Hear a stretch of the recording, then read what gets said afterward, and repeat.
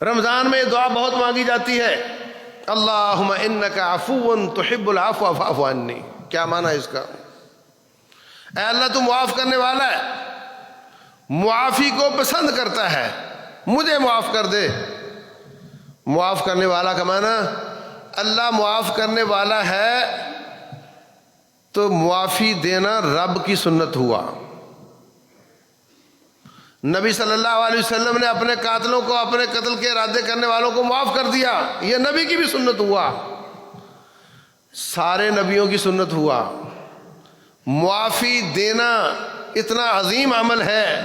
کہ یہ اللہ کی بھی سنت ہے، انبیاء کی بھی سنت ہے۔ رسول اللہ صلی اللہ علیہ وسلم فرماتے ہیں قیامت والے دن ایک شخص کو پیش کیا جائے گا، وہ لوگوں کو قرضہ حسنہ دیتا تھا، قرضہ لے لیے 6 مہینے کے لیے، واپس آ کر کہتا ہے جناب میں تو آ گیا مگر پیسے مجھ سے ہو نہیں سکے۔ 10 لوگوں کو دیا، وہ پیسے واپس لے آئے، ایک کہتا میں نہیں دے سکتا، وہ کہتا ہے اس کو 6 مہینے اور مہلت دے دو۔ رسول اللہ صلی اللہ علیہ وسلم فرماتے ہیں، یہ دوسری حدیث ہے، جو شخص کسی کو قرض دیتا ہے جب تک اس کی مدت نہیں آ جاتی اس کو روزانہ اتنا پیسہ صدقہ کرنے کا اجر ملتا ہے،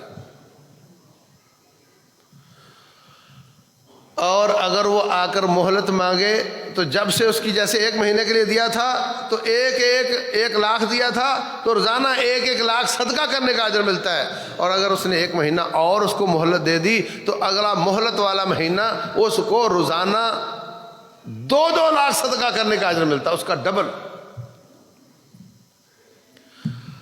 لوگ پیسے بینکوں میں رکھتے ہیں، بابا جی کسی کو بتاتا نہیں کہ میرا بھی کوئی اکاؤنٹ ہے، اگر کہو کہ یہ کسی غریب کو دے دے، قرض دے دے، وہ کہتا لوگ واپس نہیں کرتے، پھر بابا جی رب کے پاس چلے جاتے ہیں، اور وہ مینیجر دیکھتا ہے بابا 6 مہینے ہوئے کوئی نہیں آیا، پتہ تو کراؤ اس کا۔ پتہ چلتا ہے بابا فوت ہو گیا اور بتایا کسی کو بھی نہیں اس نے کہ میرا اکاؤنٹ ہے، پھر آئے دن وہ اس طرح کے اکاؤنٹ آپس میں بانٹ کے کھا رہے ہوتے ہیں۔ وہ لوگوں کو قرض دیا کرتا تھا،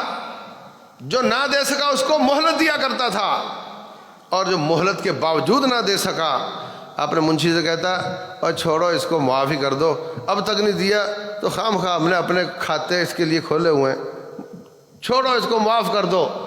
وہ اس کو معاف کر دیتا تھا۔ رسول اللہ صلی اللہ علیہ وسلم فرماتے ہیں قیامت والے دن بندہ رب کے سامنے پیش ہوگا، اللہ فرمائے گا تو میرے بندوں کو معاف کر دیتا تھا جب میں نے تجھے معاف کر دیا۔ دوسری حدیث میں رسول اللہ صلی اللہ علیہ وسلم فرماتے ہیں، یہ دونوں بخاری شریف کی ہیں، جو شخص کسی کو قرض دے